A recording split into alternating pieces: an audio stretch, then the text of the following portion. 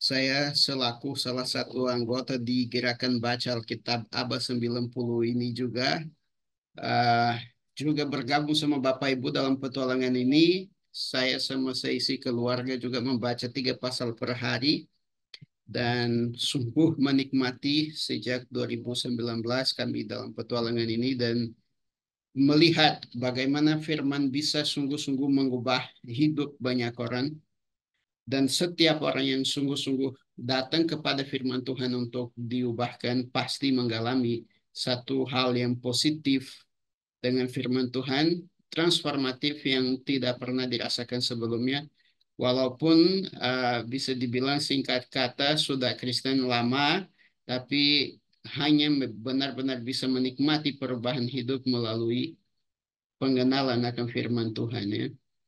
Saya bahagia karena lihat semua kerinduan Bapak Ibu sejak dari beberapa orang yang di Instagram minta untuk gabung hingga ke yang tulis di email, kunjungi kami di web situs kami dan bisa bergabung sama kami hari ini. Dan biasanya saya persiapan materi yang cukup kompleks dan membawa dengan alasan dan tujuan kenapa kita harus baca firman Tuhan. Tapi di malam hari ini saya sesudah berdoa menangkap bahwa saya harus lebih sederhana dalam pembahasan hari ini sehingga slide kita ini hanya memiliki 2 versi terjemahan Alkitab yaitu di atas TB di bawah TSI dan kita akan membaca bersama firman Tuhan dari 1 Petrus pasal 1 ayat 22 sampai 25 dan kita akan menjawab atau berusaha menjawab sedikit dari tema besar kita ini yaitu menemukan tujuan hidup melalui baca Alkitab dan saya tambah di situ baca Alkitab setiap hari. Kenapa kita harus membaca Alkitab jika sungguh-sungguh mau menemukan tujuan hidup ya? Dan saya akan ajak Bapak Ibu untuk melayar bersama saya di 1 Petrus ini untuk kita menemukan jawaban sesuai dengan kerinduan kami. Apa sih tujuan kami diciptakan? Dan apalagi apa peran firman Tuhan dalam proses saya sebagai seorang manusia benar-benar mengenal diri dan menemukan tujuan hidup saya. Maka saya ajak Anda, kita akan membaca satu ayat per ayat dari 2 versi ini dan begitu kita bisa membandingkan juga dan menemukan bukan hanya perbedaan tapi unsur yang lebih menjelaskan bagi kita hal yang versi lainnya tidak menjelaskan. Para pakar teologi menyarang kita untuk membaca setidaknya dalam 3 versi berbeda supaya kita sungguh-sungguh mengerti makna yang terkandung di dalam firman Tuhan itu. Marilah kita baca firman Tuhan di 1 Petrus pasal 1 ayat 22 sampai 25 yang berkata seperti ini. Karena kamu telah menyucikan dirimu oleh ketaatan kepada kebenaran, sehingga kamu dapat menggamalkan kasih persaudaraan yang tulus, ikhlas. Hendaklah kamu bersungguh-sungguh saling mengasihi dengan segenap hatimu. Di versi TSI bicara ketika kita dengan pertolongan Roh Kudus menyerahkan diri untuk mengikuti ajaran yang benar, kita dibersihkan dari dosa-dosa kita. Hal itu memampukan kita untuk mengasihi saudara-saudari seiman dengan tulus. Karena itu marilah kita saling mengasihi dengan sungguh-sungguh dan sepenuh hati. Di ayat yang 23 adalah ayat yang kunci dari pembahasan kita hari ini ya. Karena kamu telah dilahirkan kembali bukan dari benih yang fana, tetapi dari benih yang tidak fana oleh firman Allah yang hidup dan yang kekal. Di dalam versi TSI bicara, sebab kita sudah menjadi manusia yang baru, kita sudah dilahirkan kembali karena menerima firman Allah dan firman itu bertumbuh dalam hati kita. Firman Allah tidak mungkin binasa dan tetap berlaku selama-lamanya. Kemudian di ayat 24 bicara, sebab semua yang hidup adalah seperti rumput dan segala kemuliaannya seperti bunga rumput. Rumput menjadi kering dan bunga gugur.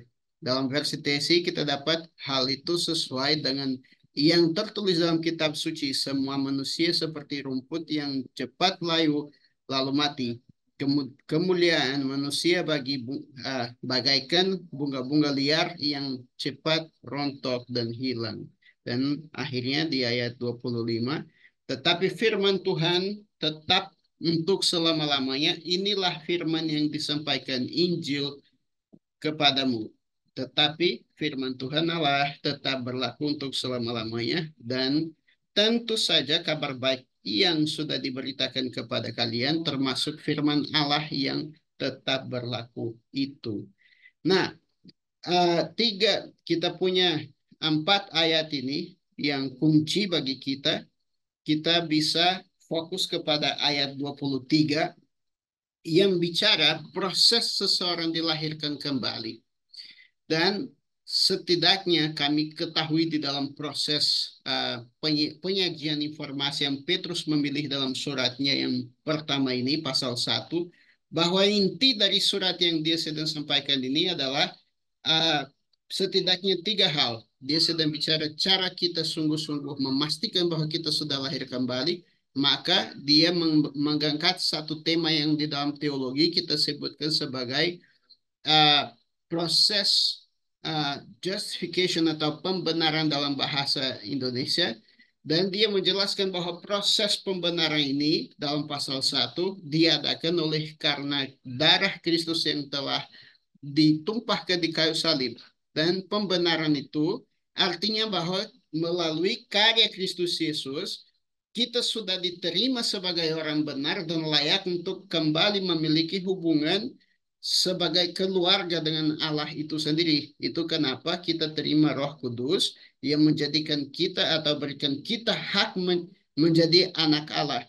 Kemudian Petrus di dalam pasal 1 ini dia menekankan bahwa setiap orang yang sungguh-sungguh sudah dipersatukan dengan Tuhan melalui proses pembenaran yang diadakan oleh Kristus, dia akan hidup kudus, suci, dan tak bercacat.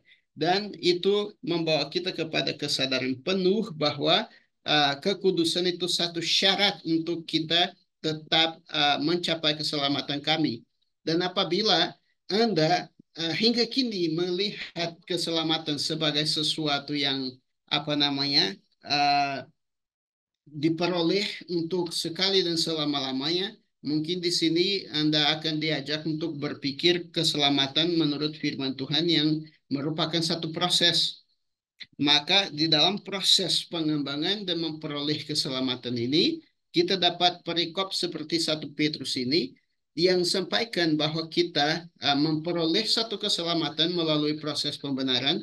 Kita kembangkan keselamatan tersebut melalui proses pengkudusan dan punya satu harapan kokoh dan pasti bahwa kita akan mencapai ujung dari keselamatan tersebut yang di dalam firman Tuhan disebut proses atau puncaknya adalah kemuliaan atau dipermuliakan, memiliki satu tubuh yang baru yang sama seperti Tuhan Yesus, satu tubuh yang mulia yang tidak fana, yang setara dengan firman Tuhan yang kekal. Dan khususnya di ayat 23 ini kita memperoleh satu informasi yang seringkali diabaikan dalam hubungan pribadi kita dengan Tuhan. Kita banyak diajak untuk percaya, kita banyak diajak untuk menyembah Tuhan, kita banyak diajak untuk jadi orang religius, tapi kita jarang diajak untuk punya persekutuan pribadi dengan firman Tuhan. Dan kebanyakan orang Kristen di masa kini bahkan tidak mengerti peran pembacaan Alkitab setiap hari dalam proses penyempurnaannya hingga dia capai keselamatan. Maka hanya dalam 3 ayat atau 4 ayat yang kita peroleh ini dalam pembacaan kita, kita sudah melihat sebagai titik sentral atau intisari dari ayat ini adalah bahwa kami mencapai kelahiran baru ketika kita memiliki atau menerima firman Allah dan firman itu bertumbuh di dalam hati kita seperti bilang di TSI, dan firman Tuhan tidak mungkin binasa dan tetap berlaku selamanya. Itu artinya bahwa hanya melalui firman Tuhan, saya dan Anda akan bukan hanya mengerti tujuan hidup kita, tapi hidup di dalam tujuan tersebut.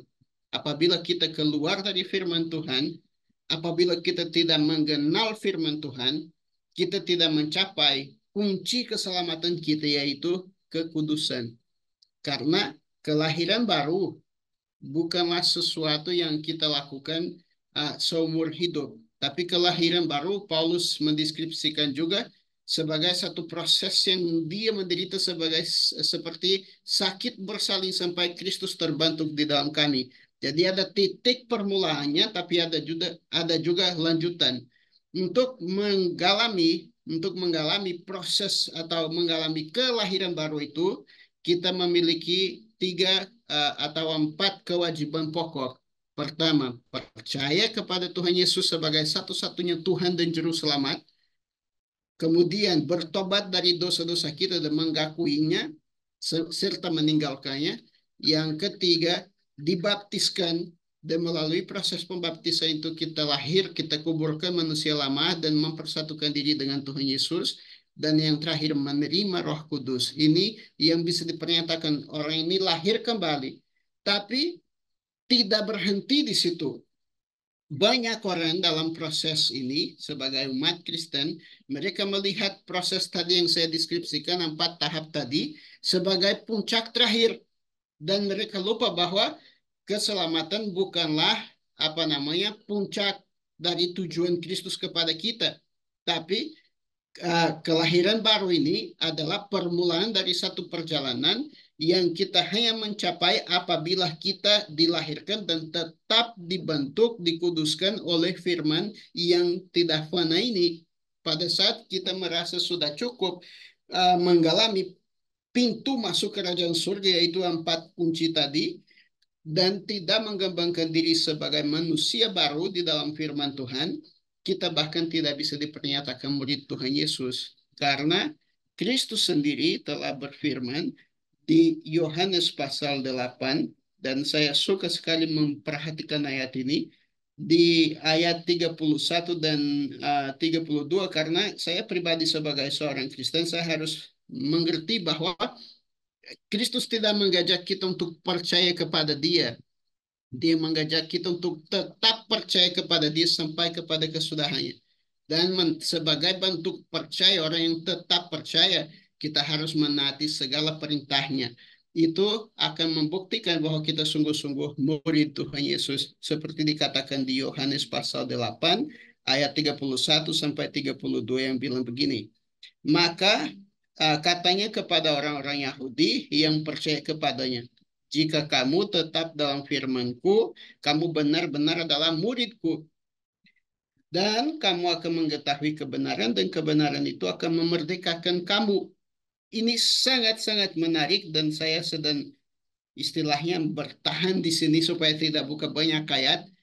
Tapi korelasinya dengan ayat yang kita baca di sini adalah karena pertama-tama di proses kelahiran baru, kita terputus, kita diangkat, kita dilepaskan dari segala belenggu dosa, dari segala kekuatan dosa yang menghambatkan kita punya hubungan pribadi dengan Tuhan, dan kita memperoleh pengampunan tersebut supaya kita dijadikan atau diangkat sebagai anak Allah.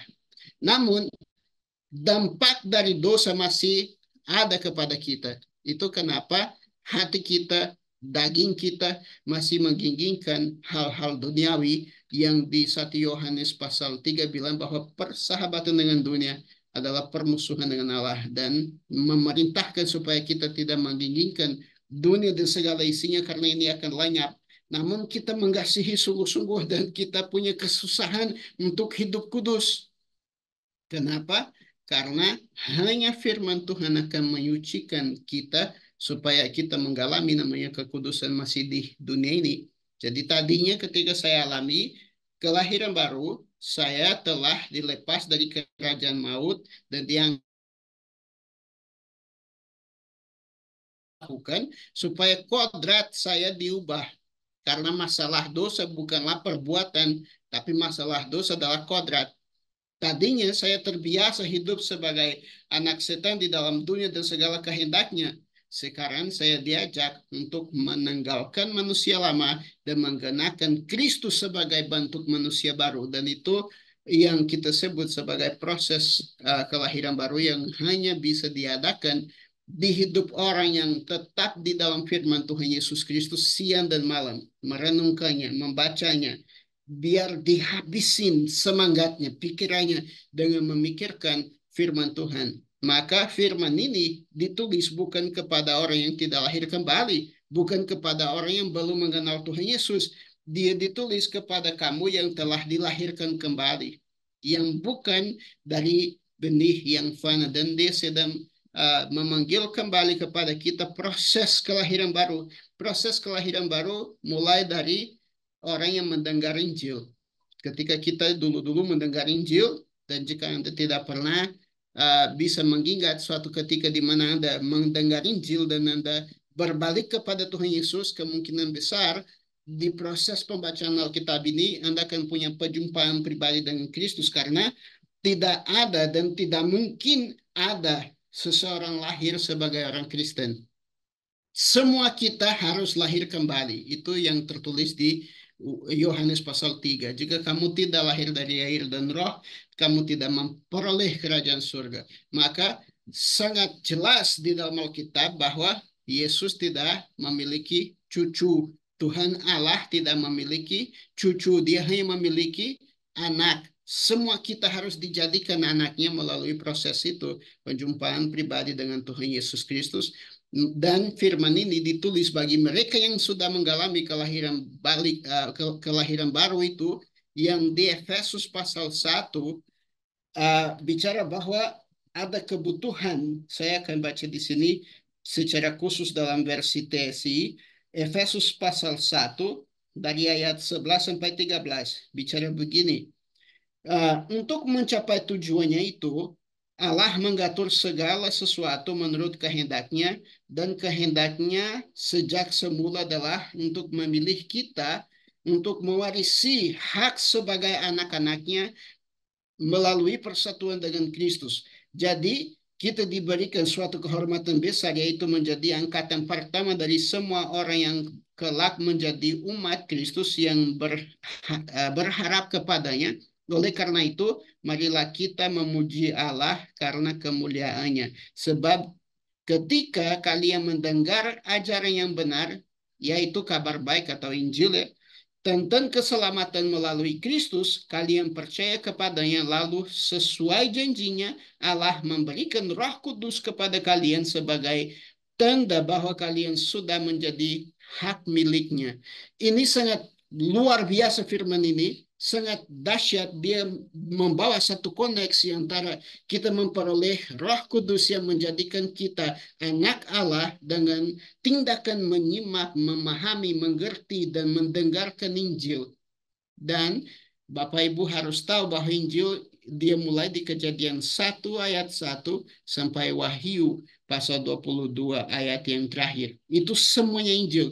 Kalau Anda buka di firman Tuhan, setiap kali para rasul sedang beritakan Injil, mereka kembali kepada hal yang ditulis oleh para nabi. Sejak dari Musa hingga kepada Maleaki, mereka sampaikan semua firman itu tentang Kristus. Dan itulah Injil yang seutuhnya, seluruh firman Tuhan. Sekarang ini kita masuk dalam petualangan mengenal perjanjian baru yang disebut puncak pemberitaan Injil. Karena disitulah kita akan mengenal pribadi Kristus, kehendak Kristus, dan segala hal yang kita peroleh atau perlu peroleh untuk memiliki keselamatan melalui karya Kristus. Nah, di sini Bapak Ibu, kami harus sekarang slow down ya. Kita harus memperlambatkan sedikit untuk kita menggali secara khusus dari ayat ke ayat ini. Kalau kita kembali sebentar dan lihat bahwa di ayat 22 Petrus menegaskan bahwa kita telah disucikan oleh ketaatan kepada kebenaran. Ini membawa kita kembali kepada pernyataan Tuhan Yesus di Yohanes pasal 17 ayat 17 yang bicara kuduskanlah mereka dalam kebenaran. Firman-Mu adalah kebenaran. Maka Bapak Ibu, saya dengan tegas harus mewanti-wanti Bapak Ibu bahwa tidak ada seseorang pun yang bisa mencapai kekudusan melalui usahanya sendiri kalau bukan melalui firman Tuhan. Kalau bukan melalui kebiasaan, biarkan firman masuk di dalam hati kita, tetap di dalam hati kita, dan kita tetap di dalam firman itu.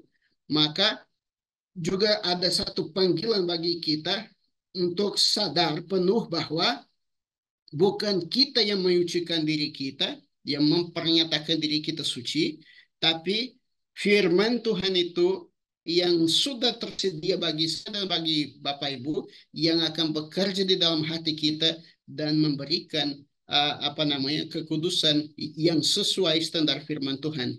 Jangan khawatir apabila Anda baca satu ayat, satu firman yang menegur Anda, dan Anda merasa, saya tidak mampu melaksanakan firman ini.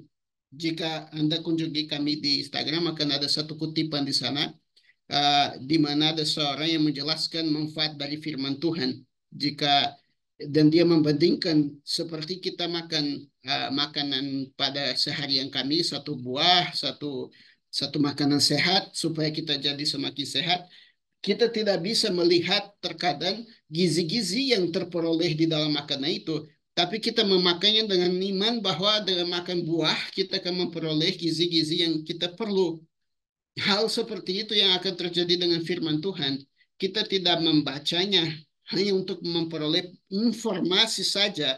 Kita membacanya supaya roh kita memperoleh kekuatan dan tenaga gizi rohani yang diperoleh untuk kita memperjuangkan kebenaran dan memperjuangkan manusia baru yang kita memperoleh dan melepaskan dari kita manusia yang lama. Maka di Yohanes pasal 6 ayat yang 63 Tuhan Yesus menegaskan kepada kita bahwa daging tidak berguna untuk apa saja, tapi roh yang berguna. Dan dia kembali dan bicara kepada kita di ayat itu bahwa roh memberi firman yang dia katakan adalah roh dan hidup. Nanti kita akan baca ayat itu secara khusus. Tapi di sini ada satu tugas bagi saya dan bagi Bapak dan Ibu, di kewajiban kita untuk mau dikuduskan. Bukan kita yang mengkuduskan diri dengan tenaga kita sendiri, tapi peran kita adalah mau dikuduskan. Dan bagaimana saya bisa buktikan bahwa saya mau dikuduskan? Saya baca firman Tuhan setiap hari, karena firman Tuhan yang mengkuduskan aku. Itu juga ada tertulis di Yohanes pasal 15 ayat 3 ya.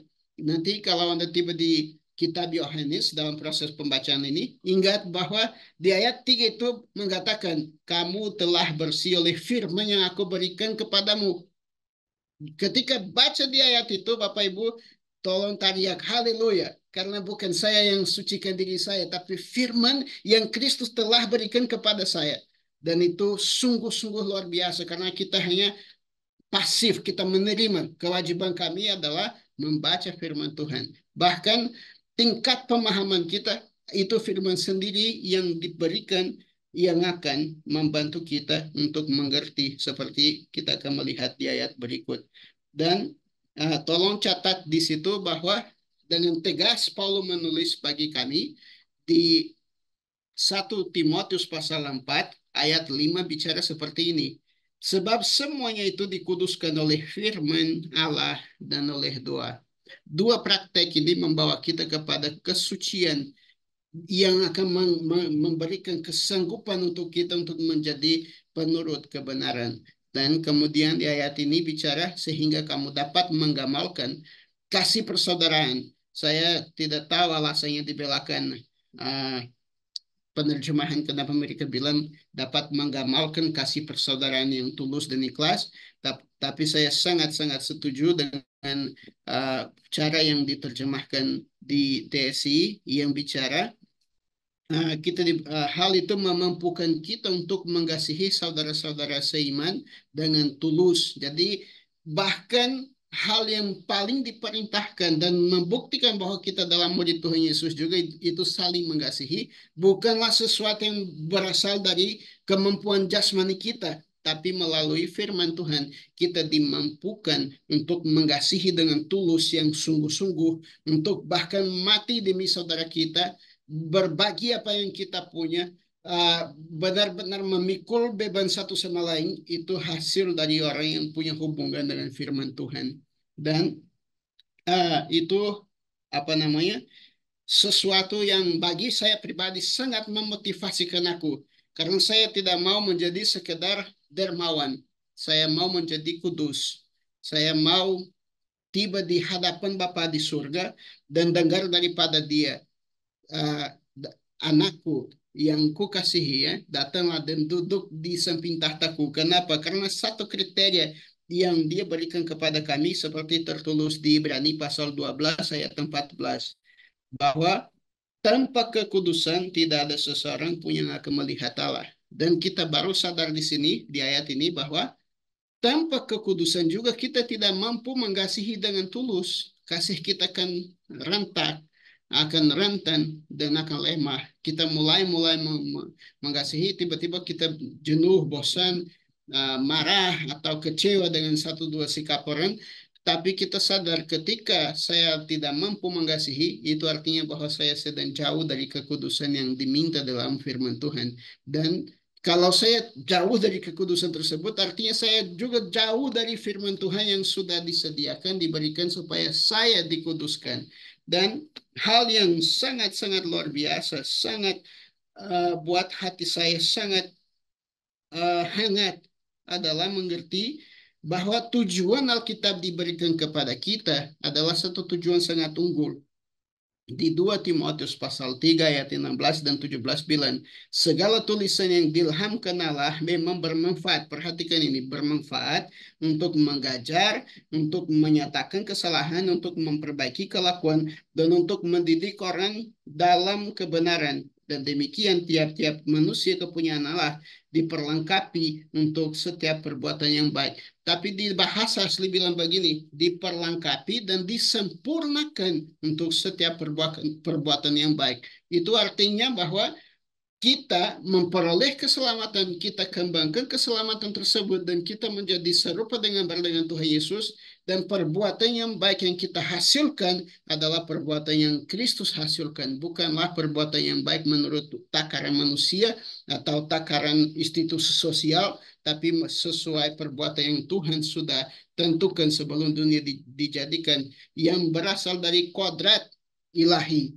Artinya bahwa kita dikuduskan, kita disucikan sama seperti Tuhan itu kudus, maka kita akan mampu mengasihi orang baik dan orang yang jahat, seperti yang dituntut Yesus di Matius pasal yang kelima, yang dia bilang bahwa kalau kita buat baik hanya kepada orang baik, kita tidak beda dengan orang kafir yang buat hal tersebut. Tapi supaya dipernyatakan bahwa kita ini adalah anak Allah, kita harus mampu mengasihi bahkan orang yang membenci kita. Wah, itu satu tingkat yang kita pikir itu mustahil. Tapi sebenarnya apa namanya, resepnya untuk mencapai tingkat itu ada di membaca firman Tuhan, karena Dia akan menguduskan kamu dan memberikan kesanggupan kamu untuk mengasihi dengan tulus dan tidak pernah mundur walaupun disakiti, dikhianati, atau penderitaan hidup ini apapun, Anda akan tetap sanggup. Dan ketika kita masuk kembali di ayat 13 ini, kita lihat bahwa kesucian itu satu aspek dari hidup orang yang telah lahir kembali melalui firman Tuhan. Yang dia bukan hanya lahir kembali, tapi dia juga tetap bertahan karena firman Tuhan itu hidup dan kekal. Dan kita sadar, seperti di Ibrani pasal 4 ayat 12, bahwa firman Tuhan itu hidup dan berkuasa, lebih tajam daripada pedang bermata dua manapun.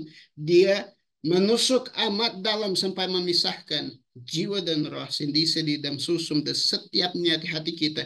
Maka itu satu panggilan Bapak Ibu untuk kita memperoleh persekutuan pribadi dengan firman Tuhan. Dan ketika kita membaca firman Tuhan, tujuannya bukanlah supaya kita mengajar orang lain, tapi kita diajar oleh firman, dikuduskan oleh firman. Maka ini adalah satu petualangan pribadi di antara saya sama Tuhan saya melalui firman Dia. Dan saya akan dikuduskan, saya akan diselidiki, saya akan dikenal dan dikenali.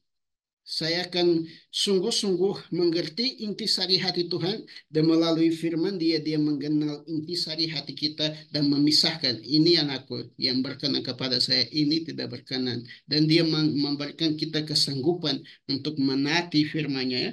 Itu bagi saya sangat dahsyat. Makanya saya mengasihi firman Tuhan karena dari semua kitab agama dimanapun di muka bumi yang penuh dengan perintah, hanya yang ini yang bertujuan bukan untuk berikan perintah, tapi kesanggupan, kekuatan, kekuasaan di dalam hatiku, sehingga hatiku tadi yang penuh kebencian, penuh dosa, dia inginkan hidup kudus, dia inginkan melakukan keinginan Tuhan, karena firman yang memberikan aku kekuatan bukanlah dari diriku sendiri, bukan dari ajaran manusiawi, tapi dari firman Allah yang telah tertulis. Dan ini satu bahasa Inggris bilang nuggets ya. Alkitab itu sendiri, Alkitab secara literal artinya apa? Artinya firman Allah yang dibukukan.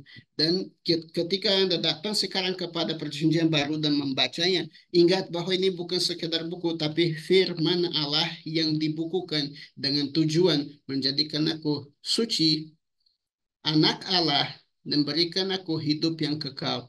Itu yang Yesus bilang kepada orang Farisi di Yohanes 5 ayat 39. Kalian menyelidiki firman Tuhan karena di dalamnya kalian menyangka memperoleh hidup yang kekal. Ini yang kita peroleh. Seperti tadi saya sudah bilangnya di Yohanes 6 ayat 63. Roh yang memberi hidup, daging sama sekali tidak berguna. Perkataan-perkataan yang kukatakan kepadamu adalah roh dan hidup. Apapun keadaan rohani Anda, apapun situasi rohani Anda, jangan pernah pikir bahwa dengan menjauhkan dari firman Tuhan Anda akan bisa tetap hidup. Jika Anda merasa kosong, merasa kering, merasa tidak sanggup, merasa tidak layak, merasa tidak mampu, justru kepada firman Tuhan yang Anda harus datang, karena Dia akan memampukan Anda dalam segala perkara tetap setia kepada Tuhan Yesus sampai pada hari di mana Dia mempernyatakan diri di awan dan kita akan dijemput, diangkat, dan berangkat dengan Dia dengan sukacita karena kita telah menemukan keselamatan melalui firman-Nya dan kita dipertahankan di hadirat-Nya kudus, suci, dan siap sedia menaatinya karena firman Dia yang menyanggupi kami. Dan itu yang di Yakobus pasal 1 ayat yang ke-8 bicara begini, sebab orang yang uh, seperti saya salah kutip ini, saya akan kembali nanti dengan ayatnya. Yang penting kita telah dilahirkan dari firman Tuhan ya, kita harus tetap membaca firman Tuhan dan mencari firman Tuhan seperti di ayat ini mengatakan sebagai bukti bahwa kita lahir kembali, maka kita sungguh-sungguh menginginkan firman Tuhan.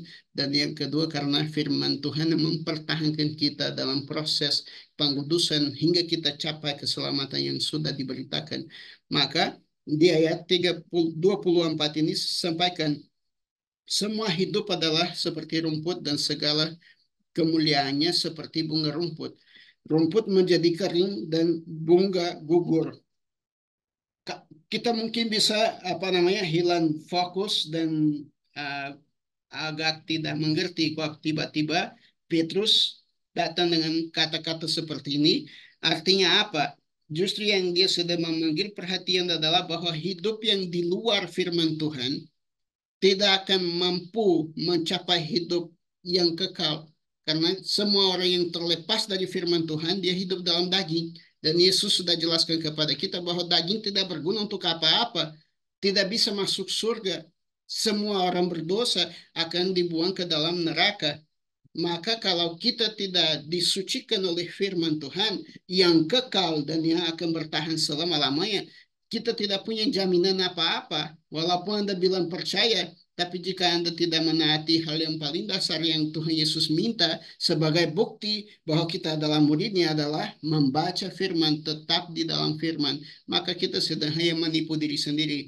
Kita hanya sekedar religius, agamawi, tapi tidak sungguh-sungguh lahir kembali. Ini adalah bukti dan awal dari segala hal yang kita perlu untuk mencapai keselamatan yang dijanjikan secara konkret adalah mengukur atau mengadakan persekutuan pribadi dengan firman Tuhan. Apa namanya? Tidak ada orang siapapun di dunia ini yang akan bisa membaca Alkitab menempatkan Anda. Misalnya jika suami Anda baca Alkitab, Anda tidak. Anak Anda baca Alkitab, Anda tidak. Anda baca Alkitab, tapi suami Anda tidak. Pasti bahwa dia ada di jalan yang mendatangkan maut. Kenapa? Karena kewajiban untuk tetap di dalam firman Tuhan itu kewajiban pribadi. Kami sebagai anak Allah, kita punya satu hak dan satu kewajiban. Hak kita sebagai anak Allah adalah memperoleh warisan yang sudah diberikan Tuhan sesuai rencananya, tapi kewajiban masing-masing kita itu tetap dalam firman-Nya, menaati dan diproses oleh firman ini, mengasihi firman ini seperti Kristus itu sendiri. Dan setiap orang yang tidak melakukan hal tersebut, ya dia sedang tetap mundur. Dia ada di dalam gereja, tapi dia tidak ada di dalam Tuhan. Maka ketika Yesus berikan perumpamaan di Matius pasal 13, dia sampaikan ada satu jenis orang yang bahkan terima firman dengan gembira, tapi tidak pernah berbuah. Karena semua kekhawatiran dunia ini memakan firman dalam hatinya sehingga dia mati secara rohani. Dia ada di dalam Tuhan, maksudnya dia ada di dalam gereja, dia suka sama hal-hal kekristenan, tapi dia tidak suka firman Tuhan. Pada ujungnya dia tidak akan pernah menghasilkan buah yang diinginkan Tuhan. Dan tadi saya sudah sampaikan di Yakobus pasal 1 ayat 18 bilang begini, atas kehendaknya sendiri ia telah menjadikan kita oleh firman kebenaran supaya kita pada tingkat yang tertentu menjadi anak sulung di antara semua ciptaannya. Artinya bahwa pengkudusan, proses yang Tuhan sedang menjadikan segala sesuatu baru sampai dipernyatakan siapa yang akan masuk di surga baru, di bumi yang baru akan diadakan melalui penapisan firman Tuhan.